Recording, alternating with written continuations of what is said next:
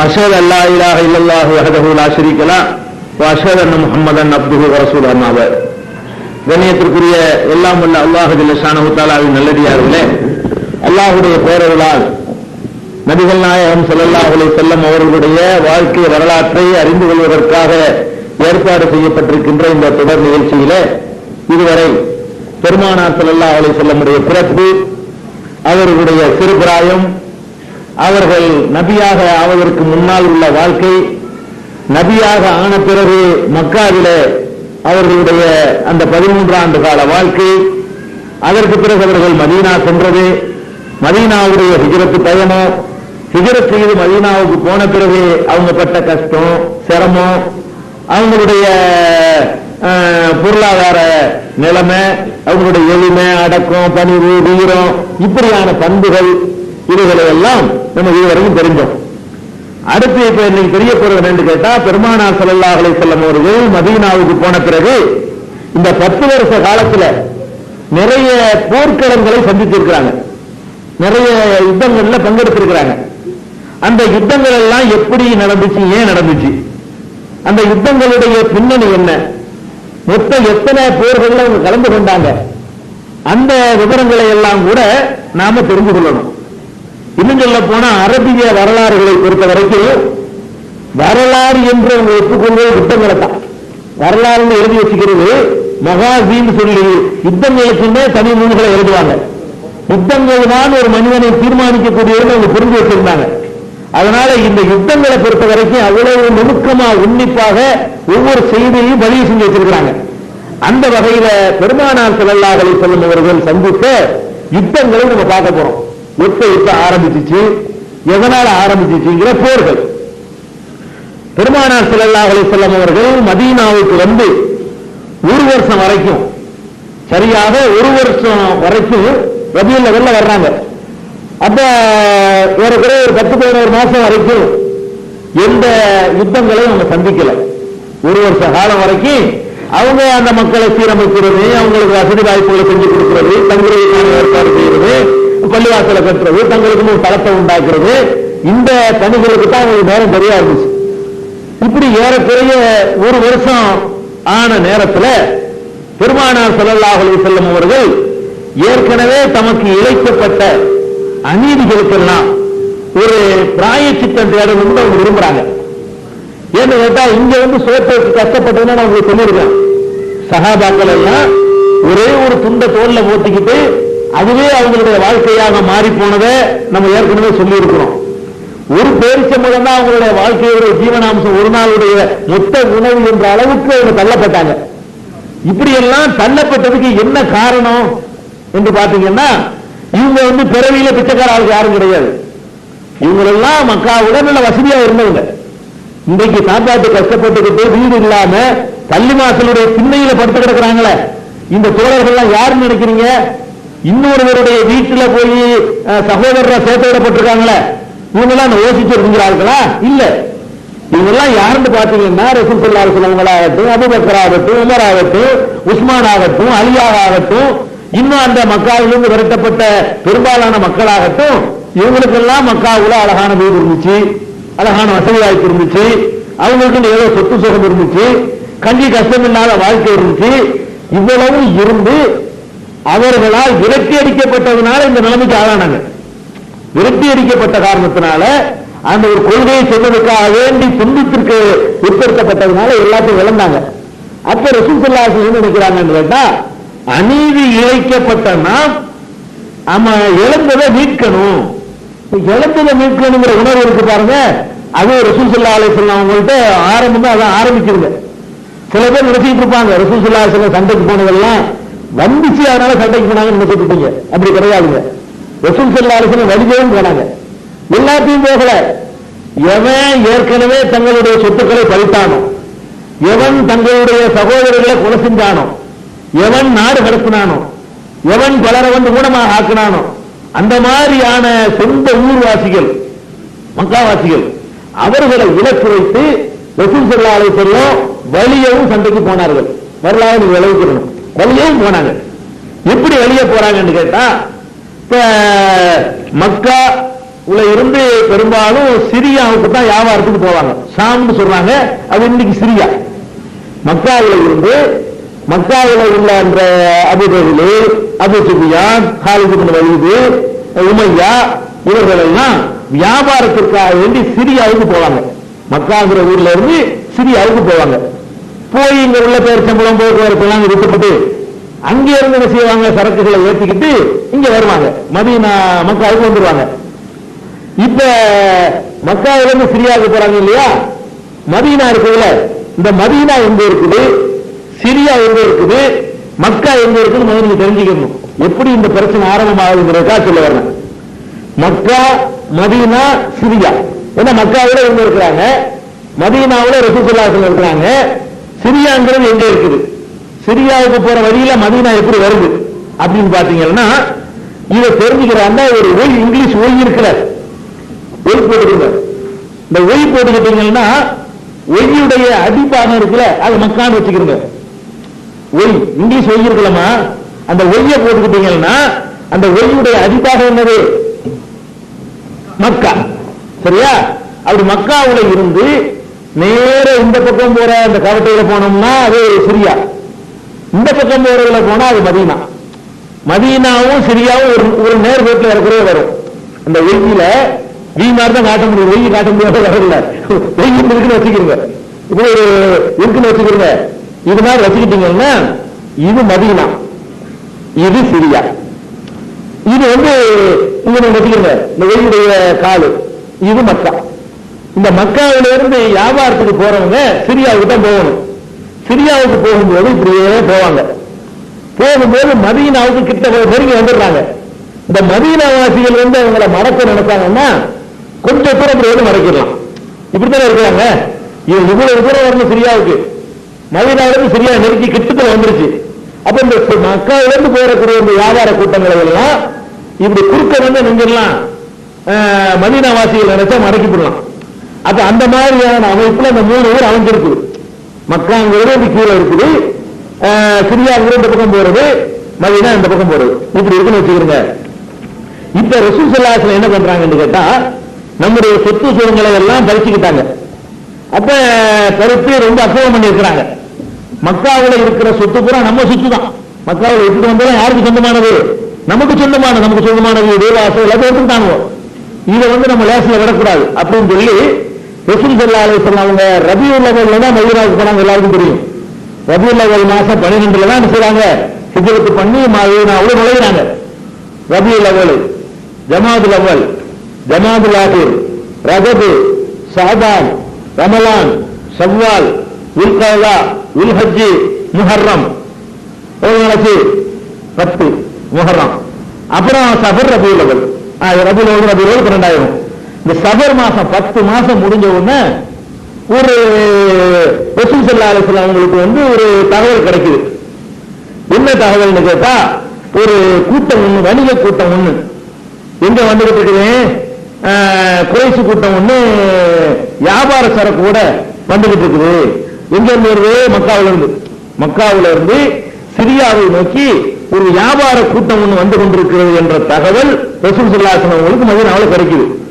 அப்ப ரசூல் ஸல்லல்லாஹு அலைஹி வஸல்லம் எத்தனை வியாபார கூட்டம் எல்லாம் போகும், அதையெல்லாம் ரசூல் ஸல்லல்லாஹு அலைஹி வஸல்லம் அவர்கள் கண்டுகொள்ளவே மாட்டாங்க. எத்தனை வியாபார கூட்டம் போயிட்டு தான் இருக்கும். ரசூல் ஸல்லல்லாஹு அலைஹி வஸல்லம் விலக்கு வச்சது யாரை மட்டும்தான், மக்காவாசிகள் மட்டும்தான், சொந்த ஊர்க்காரங்களை தான். ஏன்னா இந்த ரசூல் ஸல்லல்லாஹு அலைஹி வஸல்லம் வழிமறிக்கிறாங்கல்ல, இந்த வழிமறிச்சதை வைத்துக் கொண்டு ரசூல் ஸல்லல்லாஹு அலைஹி வஸல்லம் ஒரு கொள்ளைக்காரர் மாதிரி எல்லாம் கூட சில பேர் சித்தரிச்சிருக்கிறாங்க. இந்த சல்மான் ருஷ்டி கூட அவனுடைய அந்த சாத்தானிக் வருஷத்துல எழுதுறான், இந்த சம்பவத்தை சுட்டி காட்டி அவர் கொள்ளையடிச்சாரு பயணிகளை எல்லாம் அப்படின்னு சொல்றான். எல்லா வியாபாரிகளையும் எல்லா பயணிகளையும் ஒண்ணு கொள்ளையடிக்கல, வழி மறிக்கல. யார செய்யறாங்கன்னு கேட்டா, வீடு வாசல் எல்லாத்தையும் உருவிக்கிட்டு ஒரு குண்டம் மட்டும் போட்டி விட்டு வரைக்கும் அனுப்புனாங்கல்ல, அவ்வளவு அந்த நமக்கு சொந்தமான எல்லாம் இருக்குது. எத்தனை தலை எடுத்துருக்காங்க, எத்தனை பேரை தூக்குல ஏற்றிருக்கிறாங்க, எத்தனை பேரை 2 பேரை தீச்சிருக்கிறாங்க. அப்ப இவ்வளவு அக்கிரமம் பண்ணக்கூடிய ஒரு கூட்டம் நம்மளே விரட்டி விட்டு நம்முடைய சொத்துக்களை பறிச்சுக்கிட்டு எந்த அச்சமும் இல்லாம நம்ம இருக்கிற பகுதி பக்கமே உரைச்சிக்கிட்டு அவன் வியாபாரத்துக்கு சர்வசாதாரணமா போறதா, இதுக்கு ஒரு பாடம் கற்பிக்கணும் அப்படின்னு சொல்லி ரசூல் ஸல்லல்லாஹு அலைஹி வஸல்லம் அவர்கள் அதை காத்துக்கிட்டு இருந்தாங்க. 13 வருஷம் காத்துக்கிட்டு தான் இருந்தாங்க. கோயத்தனமான இல்ல, 13 வருஷம் மக்காவுல சபூர் தான் பண்ணினாங்க, எல்லாம் கணக்கு தீர்க்கணும்னு நினைச்சிட்டு இருந்தாங்க. அந்த அடிப்படையில் இந்த குறைஷி கூட்டம் ஒண்ணு வருது, பனூல் அம்ராங்கிற ஒரு கூட்டம் வந்து அவங்களுக்கு ஒத்துழைப்பா இருக்குது அப்படின்னு கேள்விப்பட்டு என்ன செய்யறாங்கன்னா, ரசூல் ஸல்லல்லாஹு அலைஹி வஸல்லம் அவங்களே சஃபர் மாசத்துல, அதாவது 10 மாசம் வரைக்கும் எங்கேயும் போகல, 10 மாசத்துக்கு எல்லாரும் சீரமைக்க வேண்டியிருந்துச்சுல, வீடு வாசல் ஏற்படுத்தி கொடுக்கணும், கொலையாசை கட்டணும், தங்களுக்கு ஒரு இடத்த உண்டாக்கணும். 10 மாசம் வரைக்கும் எந்த பணியிலும் இந்த மாதிரி வேலையெல்லாம் பண்ணல. 10 மாசம் ஆகி சஃபர் மாசம் வந்த உடனே தான் முதல் பயணம் ரசூல் ஸல்லல்லாஹு அலைஹி வஸல்லம் செய்றாங்க. ஒரு குறைஷி கூட்டம் வருது, ஒரு தகவல் வருது. தகவல் வந்த உடனே அவங்களே தலைமை வாங்கி போறாங்க. ரசூல் ஸல்லல்லாஹு அலைஹி வஸல்லம் அவங்களே என்ன செய்றாங்கன்னா, மதீனாவுக்கு வந்து சஅத் இப்னு உபாதா, அவர் ஒரு பெரிய அன்சாரி தோழர், நம்ம ஏற்கனவே சொல்லி இருக்கிறோம், பெரிய தியாகி. அவரை வந்து அந்த 12 பேர்ல ஒரு ஆள், அவர் அக்கபாவில் உடன்படிக்கை எடுத்து இஸ்லாத்துக்கு வருவாங்களே, முதல்ல வந்து சந்திப்பாங்களே, அதுல உள்ள ஒருத்தர் சாது. அவரை வந்து மதீனாவுக்கு நீ நிர்வாகம் பண்ணிக்க, நீனா இப்ப ஆட்சி தலைவர் வந்து அவரை ஒப்படைச்சு அவங்க போறாங்க. அதாவது ஒரு போருக்கு போறாங்கன்னா அந்த இடத்துக்கு ஒரு ஆட்சி தலைவர் ஒருத்தர் நியமிச்சு தான் போகணும். அப்ப ரசூல் ஸல்லல்லாஹு அலைஹி வஸல்லம் வந்து ஒரு கூட்டம் ஒன்று வர்றானுங்க, வியாபார கூட்டம், அவர்களை தக்க பாடம் கற்பிக்கணும். என்னடா அவ்வளவு கஷ்டம், ஒரு பேச்சமலை தின்னுட்டு ஒரு நாள் வாழ முடியும், நமக்கு சொந்தமானதை கூட பரிசு வச்சுட்டு இருக்கலாம் கேட்டா, ஒரு குழுவை அழைத்துக் கொண்டு போறாங்க. அபவா என்ற இடத்துக்கிட்ட போறாங்க. இந்த அபவா என்ற இடத்துக்கிட்ட தான் அவங்க வர்றாங்கன்னு தகவல். ரசூல் ஸல்லல்லாஹு அலைஹி வஸல்லம் தளபதி, அங்க ஆட்சி தலைவர் அவங்ககிட்ட மதீனாவை உட்கார்ந்துட்டு இருக்கல, உடனே கூட்டு திரட்டுறாங்க, வாங்கன்னு சொல்லி என்ன செய்யறாங்க, புறப்பட்டு போறாங்க. புறப்பட்டு போய் அபவாங்கிற இடத்துக்கு போனா அந்த குறைஷி கூட்டம் ஒண்ணு அங்கிட்டு வரல. ஒரு தவறான தகவல் அது. ஃபர்ஸ்ட் ரசூல் ஸல்லல்லாஹு அலைஹி வஸல்லம் போனது வந்து ஒரு தவறான தகவல் தான். ஆனா அவருடைய என்னவா இருக்குங்கிறதா சொல்ல வர்றேன். இந்த குறைஷிகள் வர்றாங்கன்னு தெரிஞ்சாலே உடனே என்ன செய்வாங்க, போய் ஒரு வழிமறிப்பாங்க. அது ரசூல் ஸல்லல்லாஹு அலைஹி வஸல்லம் ஒரு வழக்கமா வச்சிருந்தாங்க. அது ஒன்றும் தப்பு ஒண்ணும் கிடையாது, அவங்க சொத்தை அபகரிச்சு வச்சிருக்காங்க, அதனால வந்து அது ஒன்றும் தப்பு ஒண்ணும் கிடையாது. அப்ப பனூல் அம்ராங்கிற அந்த கூட்டத்துக்கிட்ட போன அவங்க தான் ஒத்தாசை பண்றாங்கன்னு தகவல் வந்துச்சு. அங்க போய் இறங்கி பனூல் அம்ரா கூட்டத்துக்கு எச்சரிக்கை பண்ணி, இந்த குறைஷிகளை வந்தானே இடம் கொடுக்க கூடாது அப்படின்னு சொல்லி அவங்களோட ஒரு உடன்படிக்கை செய்து கொண்டு ரசூல் ஸல்லல்லாஹு அலைஹி வஸல்லம் அவர்கள் மதீனாவுக்கு திரும்பிடுறாங்க. இது வந்து போருக்குன்னு புறப்பட்டு போனதுனால இதுக்கு பேர் அபவா யுத்தம்னு சொல்லுவாங்க. யுத்தம்லாம் நடக்கல. ரசூல் ஸல்லல்லாஹு அலைஹி வஸல்லம் யுத்தத்துக்கு ஒரு ஆயுதம் தரித்து கிளம்பி போயிட்டாங்க இல்லையா, அதனால இதுக்கு பேர் என்னது, கஸ்வத்துல் அபவான்னு சொல்லுவாங்க. ஆனா அப்ப யுத்தம் நடக்கல, யுத்தத்துக்கு புறப்பட்டு போனாங்க. யாரோட போறாங்க, குறைஷிகளோட வணிக கூட்டத்தை எதிர்பார்த்து தான் போறாங்க. இது ஒரு பக்கம் ரசூல் ஸல்லல்லாஹு அலைஹி வஸல்லம் பண்ணிட்டு இருந்தாங்க. இது சஃபர் மாசம் நடக்குது. அதே மாதிரி அதே கட்டத்திலேயே என்ன செய்யறாங்கன்னு கேட்டா, ஒரு தகவல் வருது. என்ன தகவல்னு கேட்டா, கூட்டம் குறைஷி கூட்டம் பெரும் கூட்டம் ஒன்று வந்துகிட்டு இருக்குது, பெரிய கூட்டம் ஒண்ணு மக்காவில இருந்து என்ன செய்யுது, சிரியாவை நோக்கி சரக்குகளோட போய்கிட்டு இருக்குது அப்படின்னு தகவல் வருது. மறுபடி ஒரு மாசத்திலேயே ரபியுல் அவ்வல்ல. உடனே ரசூல் ஸல்லல்லாஹு அலைஹி வஸல்லம் என்ன செய்யறாங்கன்னு கேட்டா, உபைதா பின் ஹாரிஸ் என்ற ஒருவருடைய தலைமையின் கீழே ஒரு 60 பேர் அல்லது 80 பேர், உத்தேசமா உள்ள கணக்கு தான் ரிவாயத்துல கிடைக்குது, சுமார் 60 இருந்து 80க்குள்ள உள்ள ஒரு நம்பர்ல உள்ள தோழர்களை, அவ்வளவு பேருமே மக்காவிலிருந்து வந்தவங்க தான், அன்சாரிகள் யாரையுமே இதை சேர்த்துக்கல. ஏன்னா இடம் கொடுத்து அடைக்கலம் கொடுத்த மக்களையும் கொண்டு களத்தில் இறக்குற ரசூல் ஸல்லல்லாஹு அலைஹி வஸல்லம் விரும்பல. நம்ம தான் அகதியா வந்திருக்கிறோம், நம்ம தான் கணக்கத்துக்கு உரிமை பெற்றவர்கள், இவர்கள் போய் கணக்கத்துக்கு உரிமை இல்லை, இவங்க எதையும் விளக்கல, யாரு, அன்சாரிகள்.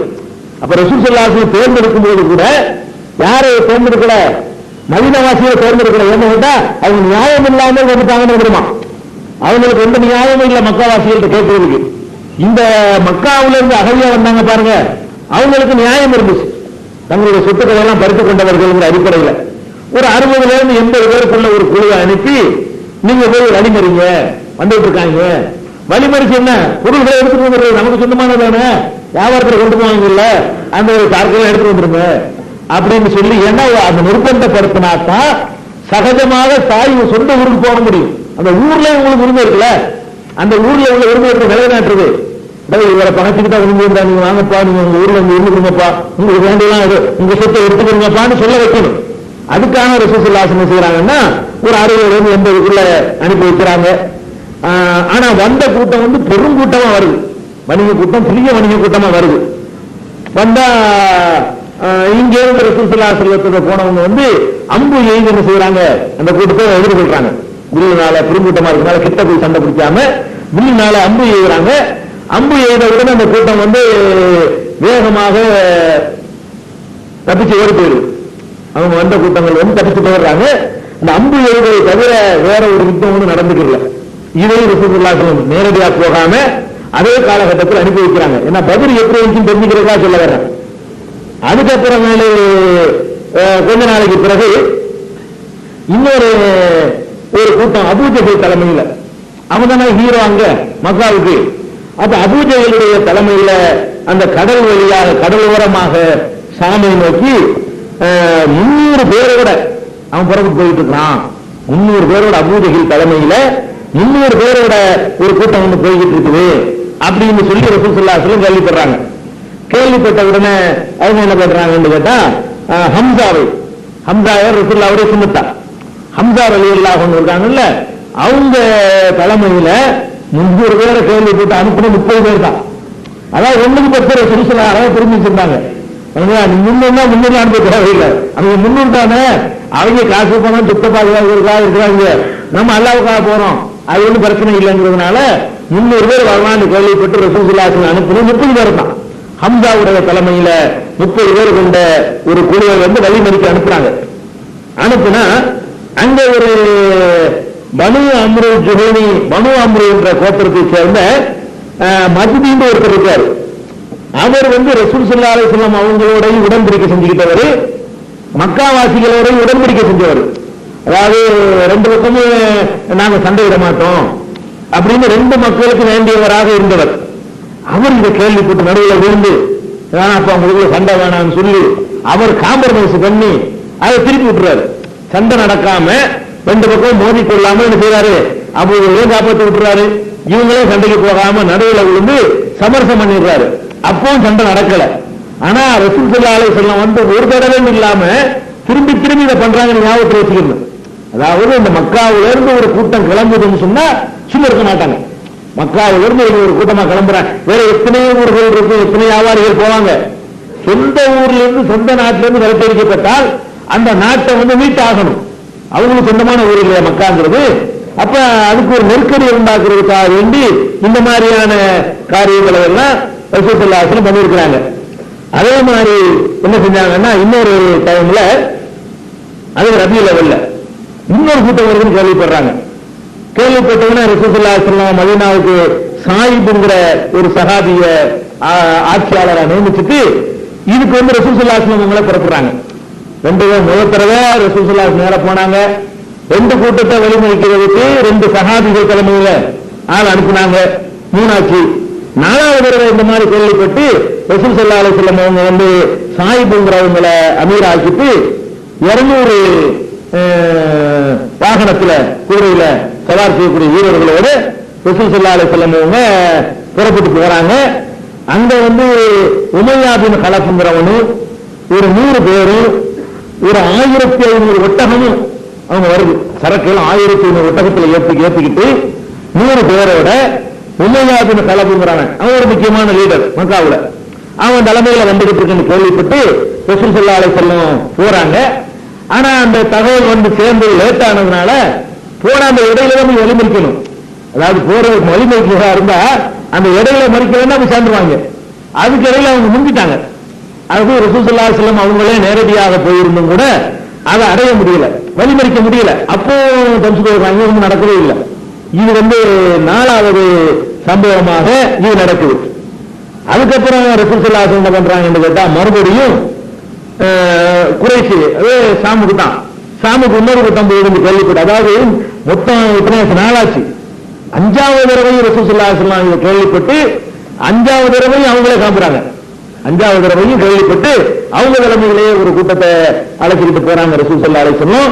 போய் அங்க போய் பார்த்தா பாதையை தாண்டி அவங்களும் தப்பிச்சுட்டு போயிட்டாங்க. இது ஒரு பக்கம் நடக்குது. இப்படி ரசூல் ஸல்லல்லாஹு அலைஹி வஸல்லம் அவர்கள் மதீனாவுக்கு வந்ததுல இருந்து குறைஷிகள் எங்கேயாவது கிளம்பி வியாபாரத்துக்கு இந்த வழியா வர்றாங்கன்னு தெரிந்தால் உடனே அவர்களுக்கு ஒரு நிர்பந்தத்தை உண்டாக்கணும், ஒரு நெருக்கடியை உண்டாக்கணும். நெருக்கடியின் மூலமாக நீதி கிடைக்கணும். நீதி கண்டிப்பா கிடைக்கும். அவங்க நெருக்கடி பண்ணாதானே விரும்பி வருவாங்க அப்படிங்கிறதுக்காக பண்ணாங்க. எந்த ஒரு வரலாறு எடுத்தாலும் வேற எந்த ஒரு வணிக கூட்டத்தையும் வழிமறிச்சது கிடையாது. எத்தனையோ காபிர்கள் முஸ்லீம் அல்லாதவர்கள் அந்த வழியாக வியாபாரத்துக்கு எத்தனை ஊருக்காரங்க போயிருக்காங்க, எத்தனை ஊருக்காரங்க இதோட பெருஞ்சரக்கோட எல்லாம் போயிருக்காங்க. யாரையும் வழிமறிச்சது கிடையாது. வழிமறிச்சது யாரைத்தான் இந்த ஊருக்கு என்ன நாளைக்கு கேட்டுட்டு ரசூல் ஸல்லல்லாஹு அலைஹி வஸல்லம் நேரடியா போய் கொள்ளையடிக்க போயிருக்கான்னு சொல்லுவாங்க. கொள்ளையெல்லாம் அடிக்க போய் மீட்க போனாங்க. அவங்களுக்கு சொந்தமானவர் இருந்தாங்க, அவங்களே தலைமை தாண்டி மீட்க போயிருக்கிறாங்க. வேற எந்த ஒரு கூட்டத்தையும் ரசூல் ஸல்லல்லாஹு அலைஹி வஸல்லம் தாக்குனது இல்லை. இந்த பழைய வரலாறு அவங்க என்னென்னலாம் பண்ணாங்கிறதெல்லாம் மறந்து போட்டு ரசூல் ஸல்லல்லாஹு அலைஹி வஸல்லம் வெளியே போய் வந்து போனாங்கிற மாதிரி சில பேர் என்ன செய்யறாங்க, மேற்கத்திய வரலாற்று ஆசிரியர்கள் வந்து தவறா சித்தரிக்கிறாங்க. ஒரு சம்பந்தம் இல்லாத யாரோடைய ரசூல் ஸல்லல்லாஹு அலைஹி வஸல்லம் வந்து போனதே கிடையாது. இவங்க எல்லாம் சம்பந்தப்பட்டவங்க. இந்த நிமிஷம் வரைக்கும் அந்த சொத்துக்களை பறிச்சு வச்சுட்டு இருக்கிறவங்க. இப்படி எல்லாம் நடந்துருச்சு. நடந்த உடனே அதுக்கப்புறம் மதீனாவுல இருந்துகிட்டு இருக்கிறாங்க. கொஞ்ச நாள்ல என்ன செய்யணும், அந்த குருஜிபுல் ஜாபிர்னு இருப்பாங்க. இவன் ஒரு கூட்டத்தோட வந்து மதீனாவுடைய அந்த ஓரம் இருக்குல்ல, மதீனாவுடைய வெளிப்பகுதி, அந்த புறநகர் பகுதிமாங்கல்ல, அந்த புறநகர் பகுதியில வந்து ஒரு தாக்குதல் நடத்தி எடுத்துட்டான் குருஜிபுல் ஜாபிர்ங்கிறவன்.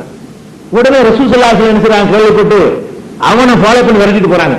உடனே மக்கா மதீனாவுக்கு வந்து வேற ஒரு ஆட்சி தலைவரை நிப்பாட்டிட்டு, வேற ஜெயித் இப்னு ஹாரிஸாவை நிப்பாட்டிட்டு ஒருத்தன் தாக்கிட்டு குறைத்தானவனையே விரட்டிட்டு போறது யாருதான், இன்னொரு குழுவை அனுப்பல, ரசூல் ஸல்லல்லாஹு அலைஹி வஸல்லம் விரட்டிட்டு ஓடுறாங்க. அவன் பின்னா ஓடுறான், பயந்து ஓடுறான். ரசூல் ஸல்லல்லாஹு அலைஹி வஸல்லம் ஒரு படையோட விரட்டிட்டு போறாங்க. பத்ர் போர் நடக்குது பாருங்க, அந்த இடம் வரைக்கும் விரட்டிட்டு போயிட்டாங்க. அங்கேயும் தப்பிச்சுட்டான். இந்த இதுக்கு வந்து பத்ர் விழா முதல் பத்ர்னு சொல்லுவாங்க. இதுல யுத்தம் நடக்கல, அதாவது யுத்தம் நடப்பதற்கான சில அறிகுறிகள் தோன்றி மறையுது. இந்த ஒரு 10 மாசத்துக்கு பிறகு ஆரம்பிச்சது வந்து ஏதாவது ஒரு யுத்தம் நடந்துருமோங்கிற மாதிரி தெரியும். யுத்தம் நடக்காது, ஒன்னும் தவறான தகவலா இருக்கும், இல்லைன்னா தப்பிச்சு ஒரு போயிருவாங்க. இந்த மாதிரியான ஒரு அடிப்படையில வந்து அப்படியே நடந்துகிட்டு இருக்குது. இதுக்கு இடையில வந்து இவ்வளவு நடந்த உடனே ரசூல் ஸல்லல்லாஹு அலைஹி வஸல்லம் செய்யறாங்கன்னு கேட்டா, அப்துல்லா இப்னு ஜஹஷ்ங்கிற ஒரு சஹாபி தலைமையில 8 பேர், அவரையும் சேர்த்து 9 பேர், இன்னொரு விவாதத்தில் அவரையும் சேர்த்து 8ங்கிறாங்க. 9 பேருக்கு பேரே வர்றதுனால 9 வரைக்கும் நம்ம எடுத்துக்கொள்ளணும். 9 பேர் கொண்ட ஒரு குழு என்ன செய்யறாங்கன்னா அனுப்புறாங்க. நீங்க 9 பேரும் போறீங்க, போய் இவங்க மக்காவுல இருந்து ஷாமுக்கு போவாங்கல்ல, போற வழியில நகலான்னு ஒரு இடம் வரும். அந்த இடத்துல வந்து நீங்க வந்து வெயிட் பண்ணணும். எங்க இருந்தெல்லாம் மக்காவுல இருந்து எவன் போறான், எத்தனை வியாபாரிகள் போறான், திரும்பி எத்தனை பேர் வர்றான், அவங்களுடைய நடமாட்டம் எந்த அளவு சர்வசாதாரணமா இருக்குதா, அல்லது பயந்து போறாங்களா, பெரும் சரக்கோட போறாங்களா, சின்ன சின்ன கூட்டமா போறாங்களா, இந்த விவரங்களை எல்லாம் அறிந்து கொள்வதற்காக என்ன செய்யறாங்க, ரசூல் ஸல்லல்லாஹு அலைஹி வஸல்லம் 9 பேர் அனுப்புறாங்க அப்துல்லா இப்னு ஜஹஷுடைய தலைமையில. இந்த 9 பேருக்கு என்ன செய்யறாங்கன்னு கேட்டா, அமீர் அப்துல்லா இப்னு ஜஹஷ் அவர் கையில் ஒரு கடிதத்தை கொடுக்குறாங்க. கடிதத்தை கொடுத்து, இந்த கடிதத்தோட நகுலாங்கிற இடத்துக்கு போ, நகுலா என்ற இடத்தை அடைவதற்கு முன்னாடி இந்த கடிதத்தை பிரிச்சு பார்க்க கூடாது. கடிதத்தை ஒட்டி வச்சிருக்கணும். இந்த கடிதத்தை எங்க பிரிக்கணும், நகுலா என்ற இடத்தை அடைஞ்ச உடனே தான் இந்த கடிதத்தை நீ பிரிச்சு பார்க்கணும் அப்படின்னு சொல்லி ரசூல் ஸல்லல்லாஹு அலைஹி வஸல்லம் அனுப்பி வச்சிருக்காங்க.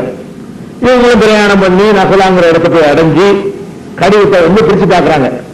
அதுல என்ன எழுதிட்டாங்கன்னா, ரசூல் ஸல்லல்லாஹு அலைஹி வஸல்லம் அவர்கள், என்னுடைய இந்த கடிதத்தை நீ பார்த்த உடனே மக்காவுக்கும் தாயிஃபுக்கும், தாயிஃப் எல்லாம் வருது, தாயிஃபுக்கு இடையில உள்ள இந்த நகுலா என்ற இடத்திலே நீ தங்கிக் கொள்ள வேண்டும். இங்கேதான் தங்கி இருக்கணும். தங்கி இருந்து குறைஷிகளுடைய நடமாட்டத்தை மற்றவர்கள் யாரையும் குறிப்பிடல, அப்படி குறிப்பிடாங்க, தர்சுதபிஹா குறைஷன், குறைஷிகளுடைய நடமாட்டத்தை நீ கண்காணிக்க வேண்டும். வேலை என்னன்னு கேட்டா அங்க டேரா போட்டுருணும். நகுலாங்கிற ஊர்ல இந்த 9 பேர் என்ன செய்யணும், டேரா போட்டுருங்க. டேரா போட்டு ஏதோ பயண கூட்டமாக தங்கிக்கிட்டு போறவங்க வரவங்க எல்லாரையும் இல்ல, இந்த குறைஷி கூட்டத்தை மட்டும் நீங்கள் கண்காணித்து அவங்களுடைய செய்திகளை வந்து எனக்கு நீங்க தெரிவிக்கணும் அப்படின்னு சொல்லிட்டு, அதுலயும் ரசூல் ஸல்லல்லாஹு அலைஹி வஸல்லம் அந்த கடிதத்தில் என்ன எழுதியிருக்கிறாங்கன்னு கேட்டா, இந்த காரியத்திற்கு உன் கூட இருக்கிற யாரையும் நிர்பந்தப்படுத்தக்கூடாது, சொல்லு, யாரு ஒத்துக்கிட்டாங்களோ அவங்க மட்டும் இருங்க, ஒத்துக்கிறாதவங்களும் திருப்பி அனுப்பிடுங்க, என்கிட்ட சேர்ந்து இருக்கும். 8 பேர் 9 பேர் 9 பேர் இருக்காங்கல்ல, 9 பேர்ல யாரு ஒத்துக்கொள்கிறார்களோ அவர்களை மாத்திரம் வச்சுக்க, யாரு ஒத்துக்கலையோ அவங்களை அனுப்பி விட்டு அப்படின்னு சொல்லிடுறாங்க. இந்த கடிதத்தில் இருக்கு. இருந்த உடனே இவர் என்ன செய்யறாருன்னா, தன்னுடைய தோழர்கள்ட்ட கேட்கிறார், என்னப்பா செய்தி, இந்த மாதிரி ரசூல் ஸல்லல்லாஹு அலைஹி வஸல்லம் சொல்லியிருக்கிறாங்க, இங்கே அமர்ந்து நம்மளை கண்காணிக்க சொல்லியிருக்கிறாங்க, என்ன செய்தி, ஏன்னா கண்காணிப்பு இருக்கும் பொழுது வியாபார கூட்டத்தில் வர்றவங்க இவங்களெல்லாம் தெரிஞ்சவன் தான். ஏன்னா அந்த 9 பேருமே மக்காவாசிகள், யாரும் மதீனாவாசிகள் கிடையாது. இந்த 9 பேர் மூன்றையும் அறிஞ்சவனா வருவான் வியாபாரத்துக்கு. அப்படி 9 பேரை தெரியும், அது மாதிரி ருத்துபாவுக்கு தெரியும், சைதாவுக்கு தெரியும். அப்ப இந்த 9 பேர் அந்த இடத்துல தங்கி இருக்கும் பொழுது உயிருக்காக அவங்களும் தாக்குறாங்கல்ல, சின்ன நம்பர் தானே இருக்கிறாங்க. ஒரு 200 பேர் வந்தான்னு வைங்க, என்ன வேணாலும் நடக்கலாம். அப்ப இந்த 9 பேர் ஒரு ஆபத்தான ஒரு பணியில ரசூலுல்லாஹி ஈடுபடுத்துறாங்க. நீங்க இடையில தங்கி கொள்ளணும், நடமாட்டத்தை கண்காணிக்கணுங்கிறாங்க. அப்ப ஆலோசனை பண்றாங்க, யாராச்சும் அல்லாஹ்வுடைய பாதையில உயிரை விட விரும்பினால் என்னோடு தங்கிக் கொள்ளுங்கள், அப்படி விரும்பாதவர்கள் யாராவது இருந்தால் அவர்கள் போய்விடலாம், உயிர் உள்ளவர்களுக்கு நான் பார்த்துக்கிறேன், நான் ரசூலுல்லாஹ்வுடைய கட்டளையை நிறைவேற்ற போறேன் அப்படின்னு அவர் சொல்றாரு. சொன்ன உடனே 9 பேருமே இவரையும் சேர்த்து 8 பேருமே இல்ல நம்ம ரசூலுல்லாஹ்வுடைய கட்டளை இப்படி நடந்து கொள்வோம் அங்கே வெயிட் பண்ணி கண்காணிச்சு இருக்கிறாங்க. அந்த 9 பேர் யாருன்னா அபூ ஹுதைஃபா பின் உத்பா ஒரு ஆளு, உக்காஷா பின் மெஹசன் ஒரு ஆளு, அது மாதிரி சாது பின் அபீ வக்காஸ் அவர் ஒரு பெரிய சஹாபி அவர் ஒரு ஆளு, ஆமீர் பின் ரபியாங்கிற ஒரு ஆளு, வாக்கிர் பின் அப்துல்லா ஒரு ஆளு, ஹாலித் பின் புகைர்னு ஒரு ஆளு, சஹல் பின் பைலான்னு ஒரு ஆளு, இந்த அப்துல்லா பின் ஜஹஷ் ஒரு ஆளு. இப்படி இவங்களெல்லாம் என்ன செய்யறாங்க, நம்ம தங்கி உழவு தாக்குவோம் இருக்கிறாங்க. 4 பேர் கொண்ட சின்ன வணிக கூட்டம், 4 பேர் தான் வர்றாங்க, பெரிய வணிக கூட்டம் இல்ல, மொத்தமே 4 பேர் கொண்ட ஒரு வணிக கூட்டம் வருது. அதனுடைய தலைவராக ஹல்ரமி என்ற ஒருத்தர் தலைவராக வந்துகிட்டு இருக்காரு. அந்த ஆளுடைய பேர் அப்துல்லா, ஹல்ரமி கோத்திரத்தை சேர்ந்தவர். அவருடைய தலைமையில அவருடைய சகோதரர் ஒருத்தர் நௌஃபல்ங்கிறவர், ஹக்கம் இப்னு கைசான்ங்கிற ஒருத்தர், உஸ்மான் இப்னு அப்துல்லான்னு ஒருத்தர், இந்த 4 பேர் கொண்ட வியாபார கூட்டம் ஒண்ணு வருது. இவங்க எத்தனை 9, 4 பேர் கொண்ட ஒரு வியாபார கூட்டம் வருது. வியாபார கூட்டத்தை கண்ட உடனே இந்த 9 பேர் என்ன செய்யறாங்கன்னா, இந்த 9 பேர்ல 2 பேருடைய ஒட்டகம், சாது பின் அபீ வக்காஸுடைய ஒட்டகமும் உத்பா என்பவருடைய ஒட்டகமும் கொஞ்சம் திசை மாறி போயிடுச்சு. இந்த 2 பேரும் ஒட்டகத்தை தேடி போயிட்டாங்க. 7 தான் இருக்கிறாங்க தங்கி இருந்த இடத்துல. இந்த 2 பேருடைய ஒட்டகம் எங்கிட்ட ஓடி போச்சு. ஒட்டகத்தை தேடி இந்த 2 பேரும் போயிட்டாங்க. 7 பேர் இருக்கிற நேரத்தில் இந்த 4 பேர் வர்றாங்க. 7 பேரும் கலந்துரையாடல் நடத்துறாங்க, என்ன செய்யலாம், வர்றாங்களே ரசூல் ஸல்லல்லாஹு அலைஹி வஸல்லம் தகவல் தான் தர சொன்னாங்க அப்படின்னு சொல்லி ஒரு சாராரு. இன்னொருத்தர் என்ன சொல்றாருன்னா, தகவல் தர சொன்னாங்க வாஸ்தவம் தான், ஆனா நிறைய சரக்கோட போறாங்க, இதெல்லாம் போய் அங்க போய் சேர்ந்துச்சின்னு சொன்னா நம்மளுக்கு எதிராக அது பயன்படும், பெரிய லாபகரமான சரக்குகளோட இவங்க போயிட்டு இருக்கிறாங்க, இவங்களை விட்டோம்னு சொன்னா நமக்கு அது எதிராக பயன்படும், நம்மளை அழிக்கிறதுக்காக வேண்டி அவங்க நோக்கத்தில் இருக்கிறாங்க. இப்படி இந்த ஒரு பலவிதமான கருத்து வேறுபாடுலாம் கடைசி என்ன பண்றாங்கன்னா, இல்ல இவங்களை அட்டாக் பண்ணிட வேண்டியதான். ஆனா ரசூல் ஸல்லல்லாஹு அலைஹி வஸல்லம் அட்டாக் பண்ண சொல்லி உத்தரவு போடல. ரசூல் ஸல்லல்லாஹு அலைஹி வஸல்லம் உத்தரவு என்னன்னு கேட்டா தகவல் கொடுக்கறது மட்டும் தான் சொல்லியிருந்தாங்க. இவங்களாகவே இந்த 7 பேருமாகவே முடிவு பண்ணி 2 பேர் தான் ஆடு ஒட்டகத்தை தேடி போயிட்டாங்களே, அட்டாக் பண்ணிடுறாங்க. அட்டாக் பண்ணதுல ஒருத்தர் இறந்து போயிடுறாரு. அம்ர் இப்னு ஹல்ரமிங்கிறவர், அவர் தான் தலைவர், அவர் இறந்து போயிடுறாரு. 2 பேர் உஸ்மான் இப்னு அப்துல்லாவையும் ஹக்கம் இப்னு கைசான்ங்கிறவரையும் கைது பண்றாங்க. நௌஃபல்ங்கிற ஓடி போயிடுறாரு. 4 பேர்ல ஒரு ஆள் இறந்து போயிடுறாரு, 2 பேரை சுத்தி பிடிச்சிக்கிட்டாங்க, ஒருத்தர் தப்பிச்சு ஓடி போயிடுறாரு மக்காவுக்கு, அவர் வந்த இடத்துக்கு போயிடுறாரு. இந்த 2 கைதிகளையும் அவங்க கொண்டு வந்த ஒட்டகங்களையும் சரக்குகளையும் ஓட்டிக்கிட்டு ரசூல் ஸல்லல்லாஹு அலைஹி வஸல்லம் அவங்கள்ட்ட வர்றாங்க. இவங்கெல்லாம் 7 பேர் மட்டும். இந்த 2 பேர் ஒட்டகத்தை தேடி போன ஆளுக்கு சேர்ந்துருவாங்கன்னு சொல்லி இவங்க வர்றாங்க. வந்தா ரசூல் ஸல்லல்லாஹு அலைஹி வஸல்லம் கடுமையா கோபம் வருது. என்ன வேலை பண்ணிட்டீங்க நீங்க? 2 காரணம். ஒன்னும் நான் உங்களுக்கு அந்த உத்தரவு போடல, தகவல் தான் தெரிவிக்க சொன்னேன். 2வது நீங்க புனிதமிக்க இது எப்ப நடக்குதுன்னா ரஜபு மாசத்துல நடக்குது. ரஜபு 4 மாசத்துல எந்த யுத்தமும் அரபியர்கள் செய்ய மாட்டாங்க. இஸ்லாமும் அதை அங்கீகரிச்சுக்கிடுச்சு. 4 மாசம் என்ன மாசம் கேட்டா தொடர்ந்து 3 மாசம், துல்காதா, துல்ஹஜ்ஜி, முஹர்ரம். துல்ஹஜ்ஜி இப்ப துல்காதா மாசம் ஒண்ணு, ஹஜ்ஜிக்கு முந்தின மாசமும் ஹஜ்ஜிக்கு பிந்தின மாசமும் ஹஜ்ஜி மாசமும், இது ஒரு 3 மாசம்.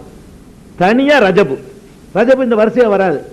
ரஜபு மாசம் எப்போ வருது பாருங்களேன், முஹர்ரம் புனிதமான மாசம், சஃபரு, ரபியுல் அவ்வல், ரபியுல் ஆஹிர், ஜமாதுல் அவ்வல், ஜமாதுல் ஆஹிர், ரஜபு. ரஜபு நடுவுல வருது. அந்த ரஜபும் புனிதமான மாசம். ரஜபுக்கு அப்புறம் என்ன? ஷாபானு, ரமலானு 2 மாசம் விட்டுட்டு, ஷவ்வால் 3 மாசம் விட்டு, துல்காதா மறுபடி புனித மாதம் வருது. அப்ப 4 மாதங்கள் புனிதமான மாதங்கள் அல்லாஹ் குர்ஆன்ல சொல்றான்.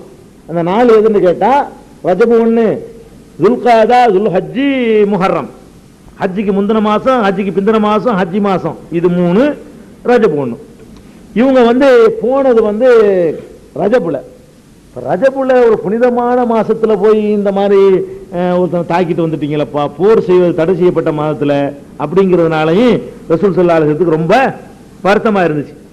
ஆனா இதை எல்லாரும் விமர்சிக்க ஆரம்பிச்சிட்டாங்க. முகமது புனித மாதங்களை கூட மதிப்பதில்லை. ஏன்னா எல்லாரும் சேர்ந்து ஒரு அக்ரிமெண்டா இருக்கும்போது அதை மதிக்கணுமா இல்லையா? அவங்க இந்த பாதத்தில் ஒன்றும் பண்ண மாட்டாங்க.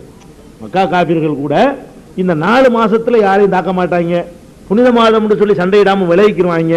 அப்படியெல்லாம் நடந்துகிட்டு இருக்குது.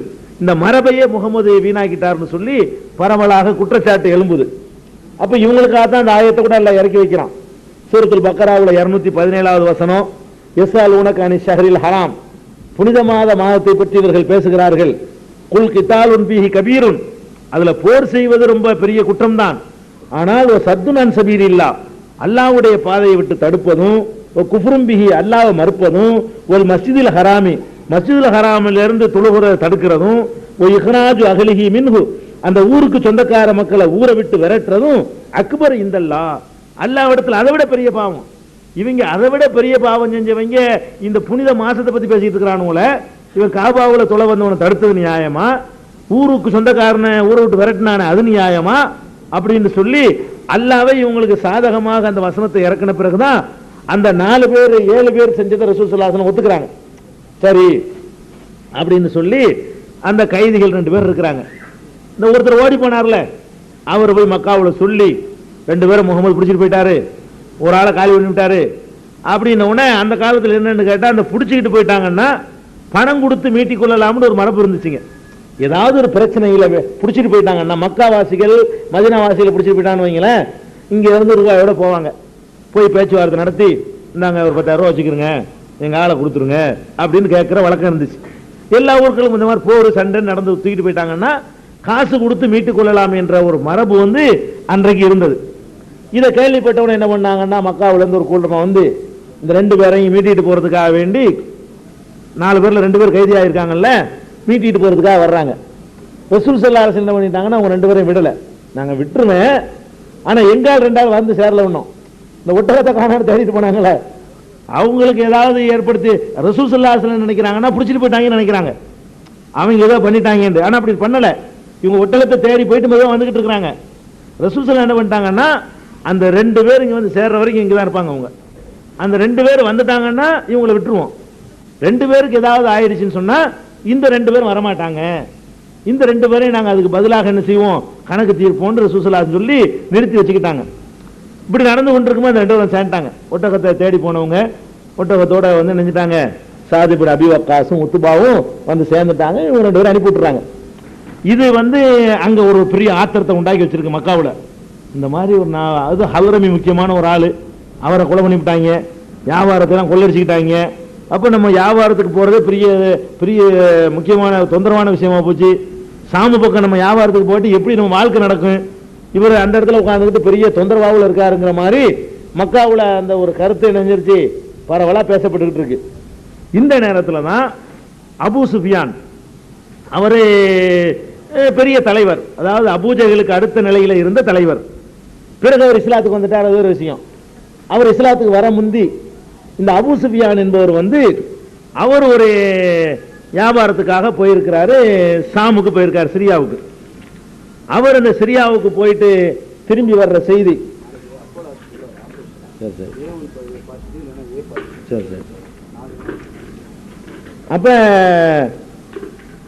அப்ப ரசூல் ஸல்லல்லாஹு அலைஹி வஸல்லத்துக்கு இந்த செய்தி கிடைக்குது. அபூ சுஃபியான்ங்கிறவர் அங்க வியாபார கூட்டம் வந்துகிட்டு இருக்குது அப்படின்னு தகவல் கிடைக்குது. இந்த அபூ சுஃபியானை பொறுத்த வரைக்கும் என்ன நிலைமைன்னு கேட்டா, அதாவது அவர் ரொம்ப கம்மியான நபர்களை தான் கூட்டிட்டு வர்றாரு. அபூ சுஃபியானோட வர்றது என்னன்னா 30 பேர் தான். அபூ சுஃபியான் அந்த சிரியாவிலிருந்து சரக்குகளை ஏத்திக்கிட்டு மக்காவிலிருந்து சிரியாவுக்கு போகல, இப்ப சிரியாவுல இருந்து மக்காவுக்கு வந்துட்டு இருக்காரு. போய் வியாபாரத்தெல்லாம் பண்ணிவிட்டு வியாபாரத்துக்கு போகும்போது கண்காணிச்சுக்கிட்டாங்க. வரும்போது நிறைய சரக்குகளோட வருவார்னு வெயிட் பண்ணிட்டு இருக்கிறாங்க. அப்ப அபூ சுஃபியான் திரும்பி வர்ற செய்தி கிடைக்குது. வரும்போது அவர் எப்படி வர்றாருன்னு கேட்டா, கூட 30 பேர், 30 பேரோட 1000 ஒட்டகம். வர்றது 30 பேர் தாங்க. வர்ற ஒட்டகத்து எண்ணிக்கை எவ்வளவு? 1000 ஒட்டகம். அவ்வளவு சரக்குன்னு அர்த்தம். அப்ப 1000 ஒட்டகத்து நிறைய சரக்குகளை ஏத்திக்கிட்டு இந்த 30 பேர் என்ன செய்யறாங்க, வந்துட்டு இருக்காங்க. சிரியாவுல பெரிய லாபம் அடைஞ்சு பெருந்தொரு 1000 ஒட்டகத்து நிறைய சரக்குன்னா நீங்க பாத்துக்கிறீங்களேன், ஒரு ஒட்டகங்கிறது 1/2 லாரி சரக்கை ஏத்தலாம். அப்ப 500 லாரி சரக்குன்னு வைங்க. அப்ப அவ்வளவு சரக்குகளை வந்து ஏத்திக்கிட்டு வருது, ஒட்டகம் வருது, தகவல் கிடைக்குது. அப்ப ரசூலுல்லாஹ் என்ன பண்றாங்கன்னு கேட்டா, இதுதான் மடக்க வேண்டிய ஆளுக்கு, இவங்க தான் சரியான இது, இந்த 3 நாளெல்லாம் போய் மடக்கி சரி வராது, பெரிய இடம், இந்த பொருளாதாரத்தை ஒட்டச்சா தான் நமக்கு வந்து அது நீதி கிடைக்கும் அப்படிங்கிற அடிப்படையில் ரசூல் ஸல்லல்லாஹு அலைஹி வஸல்லம் அவங்க என்ன பண்றாங்கன்னு கேட்டா, அதை வந்து திட்டம் போட்டு என்ன செய்யறாங்க, ஒரு பிரயாணத்துக்கு ஏற்பாடு பண்றாங்க, புறப்படுறாங்க. அப்படி புறப்படக்கூடிய நேரத்தில் அபூ சுஃபியான் வந்து ரொம்ப விவரமான ஆளு, ரொம்ப ஷார்ப்பான ஆளு, கூர்மையான ஆளு. அந்த ஆளு என்ன பண்றாருன்னா, அந்த ஹல்ரமிக்கு நடந்தது, மற்ற சம்பவங்கள் அடிக்கடி ஒரு 7-8 தடவை வந்து வழிமறிக்க வந்தது போனது எல்லாம் அவருக்கு தெரியும் இல்லையா. அதனால வரும்போது இந்த முகமது ஏதாவது பண்ணால் பண்ணுவாரு அப்படின்னு நினைச்சுக்கிட்டு அவர் ரூட் எடுத்து தான் வர்றாரு. சும்மா கண்ண குருட்டுத்தனமாலாம் வரல. அங்கங்க உழவு பார்க்கறது, ஒரு ஊர்ல இறங்கி ஒரே ஒரு ஆளை அனுப்பி ஏதாவது தென்படுதான் முன்னாடி பார்த்துட்டு வா, அங்கங்க ஆடு வைக்கிறோம் ஒட்டம் வைக்கிறோம்லாம் நிப்பானுவா, ஏதாவது முகமது ஆளுக்கு ஏதாவது வந்தாங்களா போனாங்களான்னு கொஞ்சம் விசாரிச்சுக்கிட்டு வா அப்படின்னு சொல்லி அவரு விவரமா தான் வருவார். அந்த அளவு விவரமான ஆள் யாரு, அபூ சுஃபியான். அவர் வந்து அப்படியே போறவங்க வர்றவங்கள்ட்ட எல்லாம் விசாரிச்சுக்கிட்டே வர்றாரு. அப்ப எல்லாரும் சொல்றாங்க, ரசூல் ஸல்லல்லாஹு அலைஹி வஸல்லம் அந்த பயணத்தோட புறப்பட்டு போறதை பார்த்துக்கிட்டாங்க. பார்த்துக்கிட்டு சொல்றாங்க, உனக்கு தான் வேட்டு வச்சுட்டு வந்துகிட்டு இருக்காரு அவர் முகமது அவரே தலைமை தாங்கி செய்யறாரு, ஒரு கூட்டத்தில் வந்துகிட்டு இருக்கிறாரு, நீங்க கம்ப்ளீட்டா எல்லாமே காலி ஆயிரும் அப்படிங்கிற மாதிரி அந்த தகவல் அவருக்கு கிடைச்சிருச்சு. அபூ சுஃபியானுக்கு கிடைச்ச உடனே அபூ சுஃபியான் ரசூல் ஸல்லல்லாஹு அலைஹி வஸல்லம் அந்த புறப்பட்டு இந்த பத்ர் போர் நடக்கிறது இப்பதான் நடக்க போகுது. ரசூல் ஸல்லல்லாஹு அலைஹி வஸல்லம் போனது பத்ர் போருக்கு இல்ல. எதுக்கு போனாங்க, இந்த 30 ஒட்டகம் 1000, 30 வணிகர்கள் 1000 ஒட்டகம், அது நிறைய சரக்குகள், இதுக்கு ஒரு அடைஞ்சல் கொடுக்கறதுக்கு தான் ரசூல் ஸல்லல்லாஹு அலைஹி வஸல்லம் புறப்பட்டு போறாங்க. தகவல் வந்த உடனே அவன் அபூ சுஃபியான் என்ன பண்றாருன்னு கேட்டா, அம்ருல் கிஃபாரின்னு ஒருத்தர், லம்லம்னு என்ற ஒரு பேர், அவரை பிடிச்சி அந்த பக்கத்தில் கிஃபாரி கோத்திரத்துக்காரர், அந்த வழியில் இருக்கிற கோத்திரம் அது, அவரை பிடிச்சி உனக்கு நான் பெரும் தொகை தர்றேன், எப்படியாச்சும் நீ மக்காவுக்கு போய் இந்த மாதிரி நாங்கள் வர்ற வழியில முகமதுனால இடைஞ்சல் வருங்கிறத போய் சொல்லிவிடு, வந்து இதை காப்பாத்துறதுக்கு அங்கேருந்து ஒரு பெரிய படம் வந்தா தான் நாங்க தப்பிக்க முடியும் என்பதை நீ போய் அங்க சொல்லிரு அப்படின்னு சொல்லி இவர் சொல்லி அனுப்புறாரு.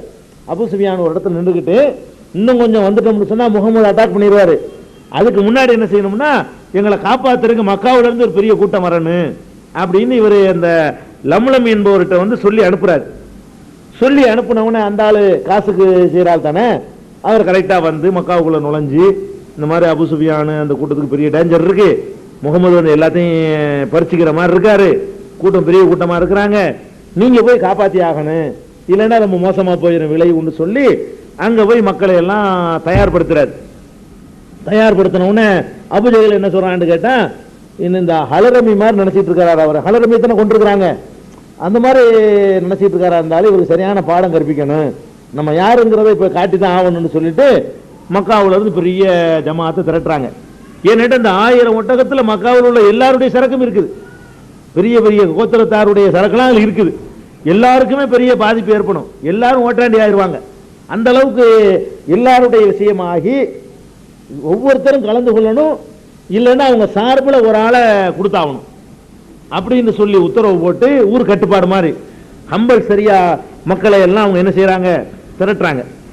திரட்டி கொண்டு அவங்க பெரும் கஷ்டத்தோட 950 பேரை தயாரிக்கிறாங்க. மக்காவில் ஊர் தானே, அந்த பெரிய நகரம், அந்த காலத்தில் அவ்வளவுதான் மக்கள் தொகை, 950 பெரிய நம்பர். மக்காவில இருந்து ஒரு 950 பேர் என்ன செய்யறாங்க, அதிகபட்சமா திரட்டிக்கிறாங்க. அதோட 200 குதிரை, அதோட இந்த இவங்களுக்கு ஜாலியா அவங்களுக்கு ஒரு உற்சாகம் ஊட்டுறதுக்காக வேண்டி ஆடி பாடி கூத்தடிக்கக்கூடிய பெண்கள் அதெல்லாம் கூட்டிட்டு வருவாங்க. எப்ப போனாலும் இந்த அப்பதானே ஒரு ஜாலியா பொழுது போகும், அது மாதிரி பெண்கள், பாட்டு படிக்கிற பெண்கள், இவங்களை எல்லாம் அழைச்சிக்கிட்டு குறைஷிகள் வந்து புறப்பட்டு வர்றாங்க. எதுக்கு, அபூ சுஃபியானுடைய கூட்டத்தை காப்பாத்துறதுக்காக வேண்டி அவங்க மக்காவுல இருந்து புறப்படுறாங்க. இங்க புறப்பட்டு வந்து இடையில மறைச்சிக்கிட்டோம்னா நம்ம முகமது நம்ம மறைச்சிருவோம், வியாபார கூட்டம் கிளீனா போய் சேர்ந்துரும். அதுக்கு இடையில என்ன ஆகுதுன்னா, இவங்க சொல்லி விட்டதோட அபூ சுஃபியான் என்ன பண்றாருன்னு கேட்டா, இவங்க வந்து என்னைக்கு சேர்ந்து நம்ம வந்து காப்பாத்துற ஐடியா பண்ணி கடலோர மார்க்கமாக அவர் அந்த வியாபாரத்தில் கில்லாடி, அவர் ரூட்டு பூரா அவருக்கு நல்லா தெரியும். இவங்கெல்லாம் வராத வகையில் அப்படி கடல் மார்க்கமாகவே போய் கடல் ஓரத்தையே பிடிச்சி ஜித்தா வழியா ஓடி போயிட்டார். அவர் மக்காவுக்கு சேர்ந்துட்டார். இவங்க புறப்பட்டு கொஞ்சம் தூரம் தான் வந்திருப்பாங்க. அதுக்கட்டில் அவர் போய் கிளீனா அணிஞ்சிட்டாரு, அங்க போய் சேர்ந்துட்டாரு, மக்காவுக்கு போய் சேர்ந்துட்டாரு. எந்த இடைஞ்சலும் இல்லாம சரக்குகள் பத்திரமா போய் சேர்ந்து போச்சு. இதுக்கிடையில அவர் தகவல் அனுப்புறாரு, பத்திரமா சேர்ந்தாச்சு திரும்பிடுங்க அப்படின்னு சொல்லி. ஏன்னா முகமது நீங்க சந்திக்க வேணாம், மக்காவுக்கு இப்படி புறப்படுறாங்க. அவர் அப்படி போய் சேர்ந்துடுறாரு. வேற ஒரு வழியாக வந்து என்ன செஞ்சிடறாரு, மக்காவுக்கு கடல் வழியா வந்தா ஜித்தாவுக்கு வந்து நுழைஞ்சிடலாம். அந்த மாதிரி வந்து உள்ள நுழைஞ்சிட்டாரு. சொல்லி விட்டா எத்தனையோ அறிஞர்கள் பெரியவர்கள் அவங்கள இருந்த முதியவர்கள் அறிவுரை சொல்றாங்க, திரும்பிடுவோம், நம்ம நோக்கம் வந்து அபூ சுஃபியானை காப்பாத்துறது தான், சரக்குகளை காப்பாத்துறது தான், சரக்குகள் பத்திரமா ஊர் போய் சேர்ந்துருச்சு, இப்ப நம்ம போய் முகமது போன சண்டைக்கு போறதை தான் வரும், இப்போதைக்கு யுத்தம் தேவையில்லை, அவங்களோட நம்ம போரிட்டு அவங்க அதுல உளவுத்துற பாக்குறாங்க, ஒரு 300 பேர் அவங்க இருக்கிறாங்கன்னு ஒருத்தர் சொல்றாரு. பார்த்துட்டு வந்து அவங்க 300 நம்ம 1000 இருக்கிறோம், அங்க உள்ள ஒரு ஆளை காலி பண்ணாம சாக மாட்டாங்க வந்து சொல்றாங்க. அப்படி இருந்த நம்மள 300 செத்தா ஒரு கேவலம் தானே, தேவையா இது, வேணாம், நம்ம சரக்கு சேர்ந்துருச்சு, வம்ப தவிர்த்துக்கிறோங்கிற மாதிரி கருத்து பரவலா உண்டாகுது. இவன் என்ன பண்றான், அபூஜஹில் மாத்திரம் தான் நிக்கிறான் உறுதியா. முடியாது, முன்ன வச்சதுதான், ரெண்டுல ஒண்ணு பார்க்காம நம்ம திரும்ப கூடாது. போய் என்ன செய்வோம், அங்க பத்ருங்கிற இடத்துக்கு, அதான் அந்த இடத்து சந்திக்கிற இடம், அந்த இடத்துக்கு நம்ம போவோம், முகமதை சந்திப்போம். முகமது பயந்திர முழக்கன்னு ஓடி போயிடுவாரு. அங்கே இருந்து ஒட்டகத்தில் அதுக்கு திண்டு போட்டு நம்ம யாருன்னு காட்டிட்டு வந்தா நம்மளை கண்டா எல்லாரும் பயப்படுவாங்க. நாளைக்கு மக்காவாசிகள்னா படம் எடுத்து வந்து பார்த்துருவாங்க, அவங்களை இடம் மறிக்க கூடாது, அவங்களை தாக்கக்கூடாதுங்கிற ஒரு நிலைமை என்ன செய்யணும் உண்டாக்கணுங்கிறதுக்காக வேண்டி அவன் புறப்பட்டு வர்றான். அதுக்கு தோல்வா அந்த அம்முர், அந்த கொல்லப்பட்டார்ல ஹல்ரமிக்காரரு, ஏற்கனவே 4 பேர்ல ஒருத்தர், அவருடைய சகோதரரை கூப்பிட்டு நீ வந்து ஒரு சூடு ஏற்றி விடுப்பா ஆட்களுக்கெல்லாம் சொல்லி சொன்ன உடனே அவர் தன்னுடைய அண்ணன் கொல்லப்பட்டது அந்த கொடூரத்தெல்லாம் அப்படியே உருக்கமா சொல்லி மக்கள் எல்லாம் உசுப்பேத்தி விட்டவுடனே கிளம்புது. இப்ப சண்டைக்கு தான் கிளம்புறாங்க. இப்ப வந்த நோக்கம் வந்து கிளம்பும் போது வந்து சரக்கை காப்பாற்றி விட்டு விளையாண்டுங்கிறது தான். இப்ப என்னன்னு கேட்டா போரையே சந்திச்சு ஆகணுங்கிறதுக்காக வேண்டிய புறப்பட்டு வர்றாங்க. புறப்பட்டு வந்தா ரசூல் ஸல்லல்லாஹு அலைஹி வஸல்லம் உங்களுக்கு இந்த தகவல் வந்து தெரிஞ்சிருச்சு, அபூ சுஃபியான் போய் சேர்ந்தது, இப்ப இவங்க வந்துகிட்டு இருக்கிறது எல்லாமே தெரிஞ்சு போச்சு. அப்ப ரசூல் ஸல்லல்லாஹு அலைஹி வஸல்லம் அந்த பிரயாணத்தை தொடர்ந்துகிட்டு இருக்கிறாங்க. ரசூல் ஸல்லல்லாஹு அலைஹி வஸல்லம் எப்ப புறப்படுறாங்கன்னா ரமலான் மாசம் புறப்படுறாங்க. அதாவது ரபியுல் அவ்வல்ல மதீனாவுக்கு சேர்ந்தாங்க. ரபியுல் அவ்வல்ல இருந்து ரபியுல் அவ்வல் ஒரு வருஷம் இல்லையா, ஜமாதுல் அவ்வல், ஜமாதுல் ஆஹிர், ரஜப், ஷாபான், ரமலான், எவ்வளவு நாள் ஆச்சு, 12, 5, 17 மாசம், 2வது வருஷம். அப்ப ரசூல் ஸல்லல்லாஹு அலைஹி வஸல்லம் மதீனாவுக்கு போய் ஒரு வருஷமும் 5 மாசமும், ரமலான் 5 மாசம் தானே வருது, ரபியுல் அவ்வல்ல இருந்து ரபியுல் அவ்வல், ரபியுல் 6 மாசம் வரும். என்ன ரபியுல் அவ்வல்ல இருந்து முந்தின மாசம் வர சஃபர் வரைக்கும் தான் சேர்க்கணும். ரபியுல் அவ்வல்ல இருந்து சஃபர் வரைக்கும் ஒரு வருஷம், அப்புறம் ரபியுல் அவ்வல், ரபியுல் ஆஹிர், ஜமாதுல் அவ்வல், ஜமாதுல் ஆஹிர், ரஜப், ஷாபான், 5 மாசம் முடிஞ்சு 6வது மாசத்துல, அதாவது 1.5 வருஷத்துல, வரலாற்றுப்படி கணக்கு சொன்னா 2வது வருஷம்னு சொல்லுவோம். ஒரு வருஷத்தினுடைய பாதியையும் ஒரு வருஷம் தானே சொல்லுவோம். ஹிஜ்ரி 2ஆம் ஆண்டுன்னு சொல்லலாம். இந்த ஹிஜ்ரி 2ஆம் ஆண்டுல, அதாவது மதீனாவுக்கு போய் 17வது மாசம் முடிஞ்சு 18வது மாசத்துல ரசூல் ஸல்லல்லாஹு அலைஹி வஸல்லம் அவர்கள் இந்த பயணத்தை மேற்கொண்டாங்க. அந்த புறப்பட்டு வந்தாங்கல்ல, வணிக கூட்டத்தை மறிக்க புறப்பட்டு வர்றாங்க. வந்து அந்த பத்ருங்கிற இடத்தை அவங்க அடையக்கூடிய நேரத்துல பிறை 17 யுத்தம் நடந்து ரமலான் 17ல நடந்துச்சு. அந்த இடத்த வந்து அடைஞ்சது எப்ப, பிறை 17. அப்ப இவங்க இங்கிட்டு புறப்பட்டு வர, அவங்க அங்க புறப்பட்டு வர, 2 பேரும் அந்த பத்ருங்கிற இடத்துல வந்து என்ன செய்யறாங்க, அந்த பள்ளத்தாக்கில் வந்து சந்தித்துக் கொள்றாங்க. இதுதான் அந்த பத்ர் யுத்தத்தினுடைய ஆரம்பம். இந்த வருஷம் தான் ரமலானுடைய நோன்பும் கடமையாக்கப்பட்டிருக்கு. ரமலானுடைய நோன்பும் கடமையாக்கப்பட்டிருக்கு. பிரயாணத்துல வந்து நோன்பு வைக்கவும் வைக்காம இருக்கும் மார்க்கத்தில் சலுகை இருக்குது. அந்த அடிப்படையில் பல சஹாபாக்கள் வந்து நோன்பு விட்டு இருந்தாங்க, சில சஹாபாக்கள் நோன்பு வச்சும் இருந்தாங்க. அப்படியே ஹதீஸ் வருது, வைத்தவர்கள் வைக்காதவர்களை குறை சொல்லவில்லை, வைக்காதவர்கள் வைத்தவர்களை குறை சொல்லவில்லை, 2ஐயும் ரசூல் ஸல்லல்லாஹு அலைஹி வஸல்லம் அனுமதிச்சிருந்தாங்க. அப்ப நோன்பு வைத்தவர்கள் வைக்காதவர்களுமாக ரசூல் ஸல்லல்லாஹு அலைஹி வஸல்லம் புறப்பட்டு வர்றாங்க. அப்படி வரும் பொழுது என்ன பண்றாங்கன்னா, இப்னு உம்மு மக்தூம் அந்த கண்ணு தெரியாதவர் இருக்கார்ல, ரசூல் ஸல்லல்லாஹு அலைஹி வஸல்லம் கூட கண்டிப்பான்னு சொன்னவன், அவரை தான் மதீனாவுடைய தலைவராக நியமிக்கிறாங்க. மதீனாவுடைய அந்த தலைவராக இமாமத்து செய்யக்கூடிய பொறுப்பை அவர் கையில ஒப்படைச்சிட்டு ரசூல் ஸல்லல்லாஹு அலைஹி வஸல்லம் அவர்கள் என்ன செய்யறாங்க, புறப்பட்டு வர்றாங்க. புறப்பட்டு வரும் பொழுது அவங்க முஸாப் இப்னு உமைர் என்பவருடைய கையில தான் கொடியை கொடுத்துருக்காங்க. கொடி பிடிச்சி வருவாங்க எப்பவுமே, வெள்ளை கொடி பிடித்தவர்களாக ரசூல் ஸல்லல்லாஹு அலைஹி வஸல்லம் வர்றாங்க. ரசூலுல்லாஹ்வுக்கு முன்னாடி 2 கருப்பு கொடி, அந்த 2 கருப்பு கொடி முஸாபிட்ட வெள்ளை கொடியுமாக ரசூல் ஸல்லல்லாஹு அலைஹி வஸல்லம் அந்த பயணத்தை தொடர்றாங்க. இதுல இவங்களுக்கு இருந்த குதிரை எண்ணிக்கை எவ்வளவு தெரியுமா? புறப்பட்டு வரும்போது 2 குதிரை தான். அதுவும் ஜுபைருக்கு ஒரு குதிரை, மிக்தாது இருக்கார்ல ஆரம்பத்தில் மக்காவுடைய இஸ்லாமான ஆரம்ப காலத்து முஸ்லீம்ல ஒரு ஆள், மிக்தாதுக்கு ஒரு குதிரையும் ஜுபைருக்கு ஒரு குதிரையும் இருந்துச்சு. பாக்கி யாருக்கும் குதிரை கிடையாது. ஆனா ஒட்டகம் வச்சிருந்தாங்க. ஒட்டகம் எத்தனை இருந்துச்சுங்கிறது கணக்கு வராட்டா கூட 3 பேர் ஒரு ஒட்டகத்தில் ஏறிக்கொண்டோம் அப்படின்னு வருது. அப்ப 300 பேர் இருந்திருக்கிறாங்க. ஒரு ரிவாயத்துல 315, ஒரு அறிவிப்புல 310, 19, இன்னொரு அறிவிப்புல 300க்கு மேல், 310க்கு மேல் தான் வருது. 320 தாண்டல, 310 கீழே வரல. அந்த எண்ணிக்கையில தான் போறாங்க. 311 இருக்கலாம், 312 இருக்கலாம், 317 இருக்கலாம், 319 இருக்கலாம். இந்த நம்பர்ல புறப்பட்டு போறாங்க. 3 பேருக்கு ஒரு குதிரை என்ற ஒரு ஒட்டகம், குதிரை 2 தான் இருக்குது. 3 பேருக்கு ஒரு ஒட்டகம் என்ற அடிப்படையில தான் ஒட்டகத்தை பங்கிட முடிஞ்சு. ஆளுக்கு ஒரு ஒட்டகம் வச்சுக்கிற முடியல. 3 பேர் ஒரு ஒட்டகத்தில் ஏறிக்கிறணும், அப்படிதான் பிரயாணம் பண்ண முடியும். அப்படின்னா ஒரு எத்தனை ஒட்டகம் இருக்குன்னு பாத்துக்கிறங்க. எத்தனை ஒட்டகம் இருக்கு? 100 ஒட்டகம் இருந்திருக்கும். அதுல எப்படின்னா ரசூல் ஸல்லல்லாஹு அலைஹி வஸல்லம் ஏற்கனவே கூட நான் சொல்லியிருக்கிறேன். ரசூல் ஸல்லல்லாஹு அலைஹி வஸல்லம் 1, அபூ லுபாபா 1, அலி 1, 3 பேர் ஒரு ஒட்டகத்தில் இருக்கிறாங்க. அப்ப கூட அவங்க 2 பேரும் சொல்றாங்க, நாங்க நடக்கிறோம் உங்களுக்காக வேண்டி, நீங்க ஒட்டகத்தில் ஏறி வாங்கும் போது நீங்க எங்களை விட வலிமையான ஆளான்னு கேட்பாங்க ரசூல் ஸல்லல்லாஹு அலைஹி வஸல்லம். என்னை விட நீங்க வலுவான ஆளா? நான் நடப்பேன், உன்னை விட நல்லா நடப்பேங்கிறாங்க. அவ்வளவு வயசுலையும் அலியை விட நான் நல்லா நடப்பேங்கிறாங்க. அப்படி எல்லாம் அந்த சம்பவத்தில் நம்ம ஏற்கனவே சொல்லி காட்டியிருக்கிறோம்.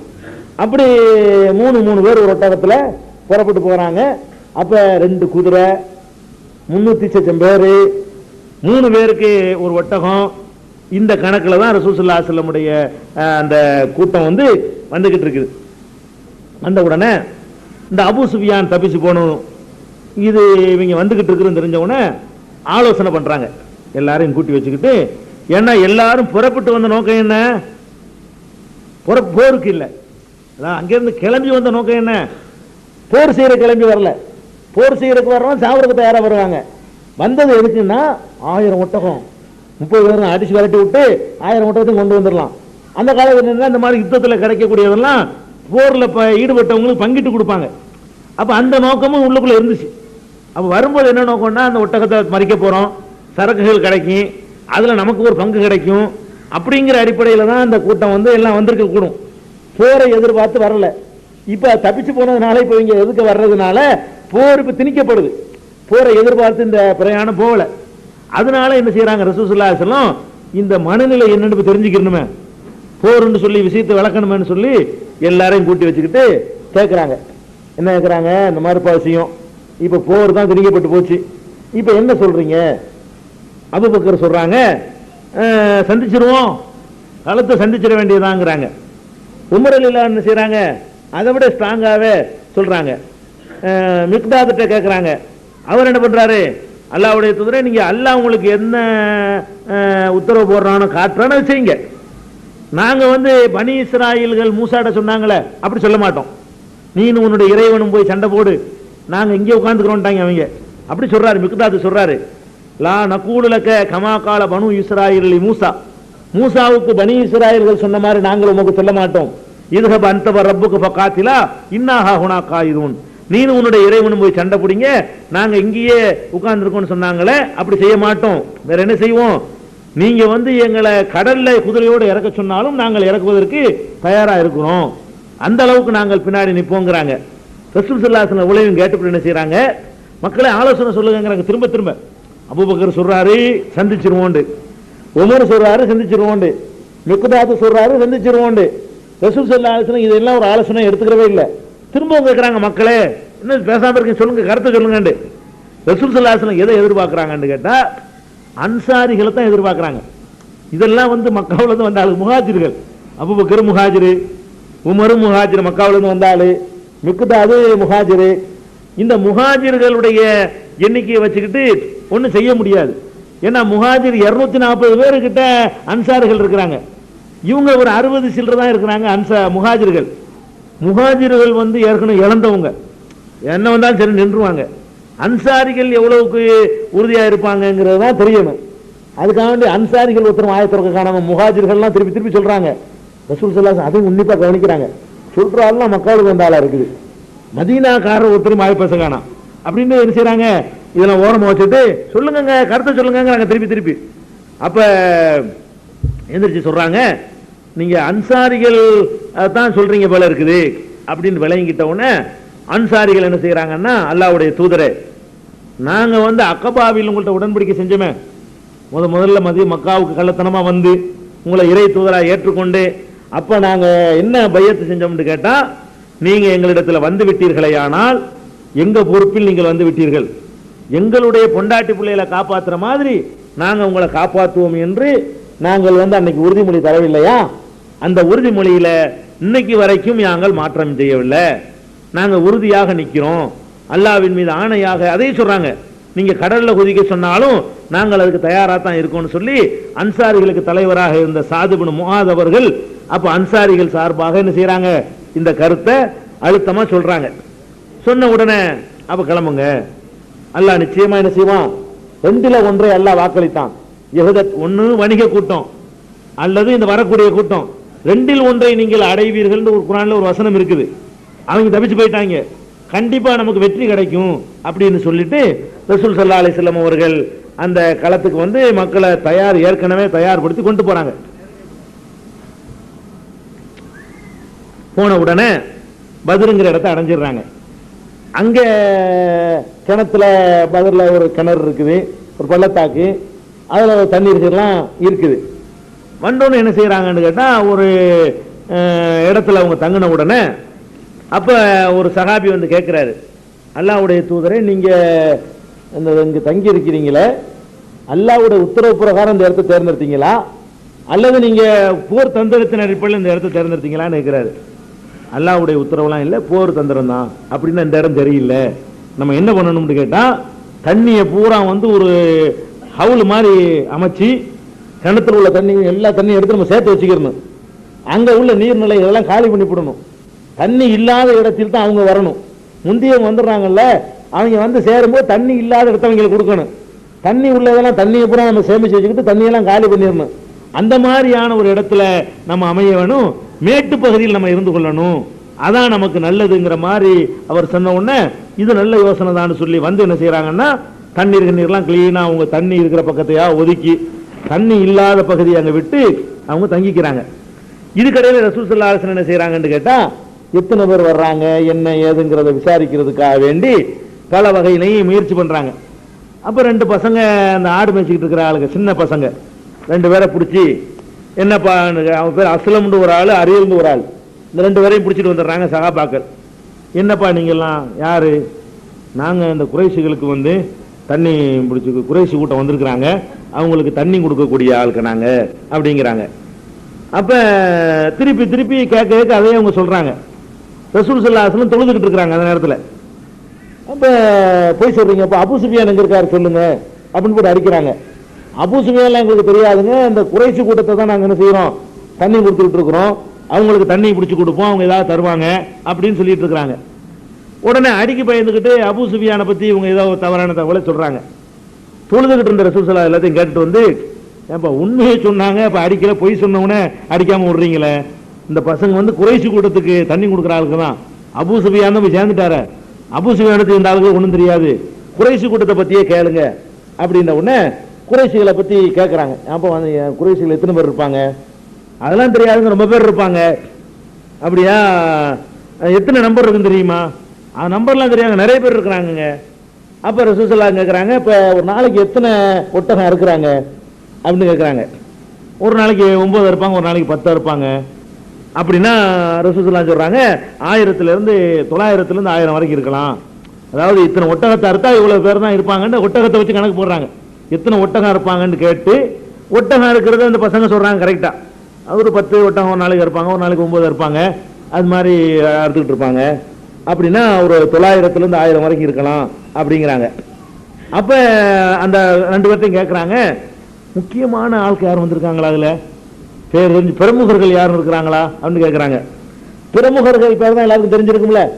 அந்த சிறுவர்கள் 2 பேரும் பிரமுகர்கள் பேர்லாம் சொல்றாங்க. உத்பா பின் ரபியா, ஷைபா இருக்காரு, அபுல் பக்தரி இருக்கிறாரு, ஹக்கீம் இப்னு ஹிசாம் இருக்கிறாரு, இவர் பின்னாடி இஸ்லாத்துக்கு வந்துடுறாரு, நௌஃபல் இருக்கிறாரு, ஹாரித் இப்னு ஆமிர் இருக்காரு, துவைமான் ஒருத்தர் இருக்காரு, நலர் இப்னு ஹாரிஸ் இருக்காரு, ஜமா இருக்காரு, அபூஜஹில் இருக்காரு, உமையா இருக்கிறாரு, அது மாதிரி சஹபல் என்று ஒருத்தர் இருக்காரு, அம்ரு இருக்கிறாரு. இவ்வளவு பேரும் முக்கியமான பிரமுகர்கள் இருக்காங்கன்னு அவங்களுக்கு தெரிஞ்ச பட்டியலை வாசிக்கிறாரு. அப்ப ரசூல் ஸல்லல்லாஹு அலைஹி வஸல்லம் சொல்றாங்க, மக்கா இருக்குத அந்த ஈரக்குலைகள், அந்த ஊருக்கு ஈரக்குலை மாதிரி ஆட்கள் இப்ப வெளியே தள்ளி இருக்குது, லேசுப்பட்டவங்க வரலங்கிறாங்க.